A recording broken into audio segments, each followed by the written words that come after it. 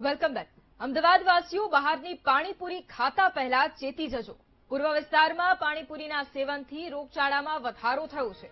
પૂર્વ વિસ્તારમાં પાણીજન્ય રોગચાળો વધતા આરોગ્ય તંત્ર પણ દોડતું થયું। પાણીપુરી બનાવવામાં વપરાતા પાણીમાં ક્લોરીનની ગોળીઓ નખાશે। પાણીપુરીના સેવનથી લોકો બીમાર ન પડે તે માટે તંત્રની આ મોટી કાર્યવાહી। પૂર્વ ઝોન અને દક્ષિણ ઝોનમાં તંત્રએ પાણીપુરીના પાણીમાં ક્લોરીનની ગોળી નાખવાનું પણ શરૂ કર્યું છે। તો રોગચાળો વકરતા હવે આ કામગીરી કરવામાં આવી રહી છે। આજ મુદ્દે સંવાદદાતા દીપક ફોન લાઈન પર છે। દીપક, પૂર્વ વિસ્તાર દક્ષિણ વિસ્તારમાં પાણીપુરીના સેવનથી રોગચાળામાં વધારો થયો છે, તેને લઈને શું કામગીરી હવે?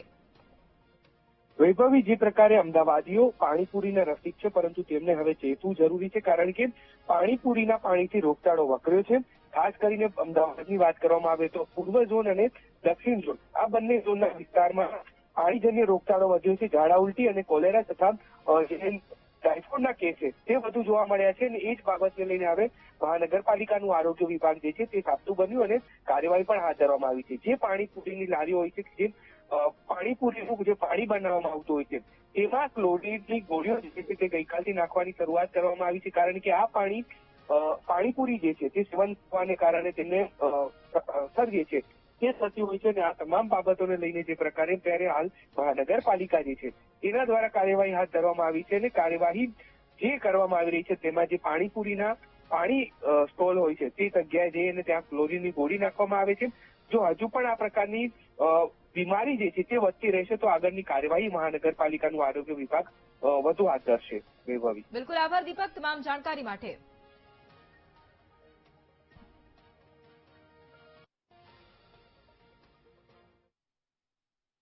હવે કરીશું વાત પાણીપુરીના રિયાલિટી ચેક વિશે।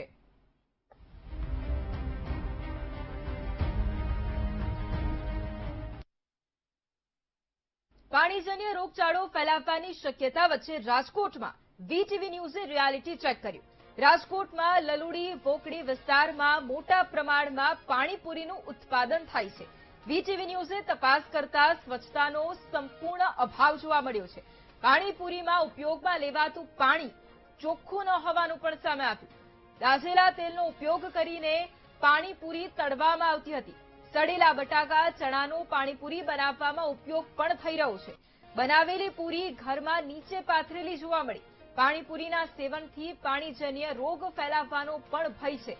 પાણીપુરીના ઉત્પાદન સમયે સ્વચ્છતાનો અભાવ લોકોને બીમાર પાડી શકે છે। આરોગ્ય તંત્રની કામગીરી પર આ એક સૌથી મોટો સવાલ છે।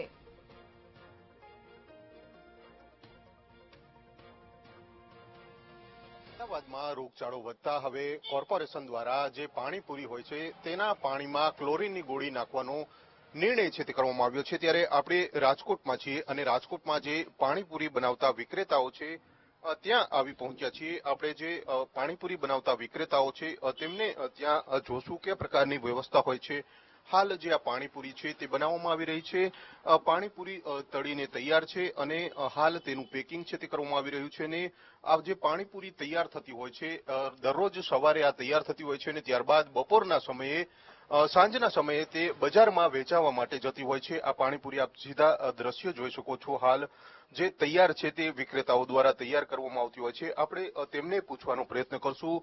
ભैया, कितने समय से आप ये पानीपुरी के व्यवसाय के साथ संकળाયેल है? 10 वर्ष से काम कर रहा हूँ। और किस तरह से पूरा तकेदारी ध्यान रखते हैं पानीपुरी बनाने में? ये वस्तु हारी वापरते हैं। क्या क्या શું શું અંદર નાખતા હો છો? જ્યારે આ પૂરી તૈયાર થતી હોય તો કેટલો સમય લાગતો હોય અંદાજે? ઘણો લાગ્યો ભાઈ, ઘણો સમય લાગતો હોય છે। અને કયા કયા વિસ્તારમાં તમે વેચતા હોવ છો પાણી? केव विस्तार में કયા વિસ્તારમાં પાણીપુરી વેચો છો તમે? कौन से विस्तार में बेचने जाते हो आप? मैं इधर जाता हूँ रामनाथपुरा। अच्छा, कितने का धंधा होता है अंदाजित? जितना ही धंधा तो कम ज्यादा होता ही रहता है। तो कम ज्यादा होता ही रहता है। और खास लोगों बीमार न पड़े इसलिए किस तरह की तकेदारी रखते हो? क्या क्या क्वालिटी? नहीं, हारी क्वालिटी बटेटा ही हारो वापरू। ये पूरा બધું વસ્તુ હારી વાપરું, તેલ ही હારો વાપરું। થોડીક ગંદકી અહીંયા જોવા મળી રહી છે તો આને ધ્યાન રાખતા હો છો? મારે અહીંયા કોઈ ગંદકી છે ही नहीं।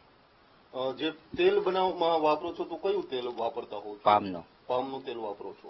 અમદાવાદ કોર્પોરેશને નિર્ણય કર્યો કે હવે પાણીપુરીના પાણીમાં ક્લોરીન નાખવામાં આવશે. ક્લોરીન ના ના હું તો જો ખજૂર પડા હે એ તમે બધું બટેટા જોઈ લીધા હે હું કોઈ એવી વસ્તુ નાખતો ને ગોળ ખજૂરનું પાણી મીઠું બનાવું ઓલો તીખું ધણા પોદીના ચોક્કસથી જે પ્રમાણે આ પાણીપુરી માટેનું પાણી છે તે અહીંયા ખજૂરની ચટણી છે તે બનાવવામાં આવતી હોય છે અને તેમાં જ આ પાણી છે તે વાપરવામાં આવતું હોય છે. આપ સીધા દ્રશ્યો જોઈ શકો છો જે પ્રમાણે આ જે પાણી છે તેનો ઉપયોગ છે તે પાણીપુરીમાં કરવામાં આવતો હોય છે. આ ખજૂરની ચટણી છે તેનો ઉપયોગ કરવામાં આવતો હોય છે. એટલે કે રાજકોટમાં જે પાણીપુરી વેચાય છે ત્યાં ધંધાર્થીઓ આ પ્રકારનું જે પાણી છે તે ઉપયોગમાં લેતા હોય છે. પરંતુ જે પ્રમાણે કોર્પોરેશન દ્વારા જે નિર્ણય કરવામાં આવ્યો છે તેને લઈને હવે રાજકોટ કોર્પોરેશન દ્વારા હવે કયા પ્રકારનો નિર્ણય કરવામાં આવશે તે પણ જોવાનું રહેશે. હાલ આ પાણીપુરી છે તે તૈયાર થઈ ગઈ છે. લોટ છે તે બાંધીને આ પાણીપુરી અહીંયા તૈયાર કરવામાં આવતી હોય છે.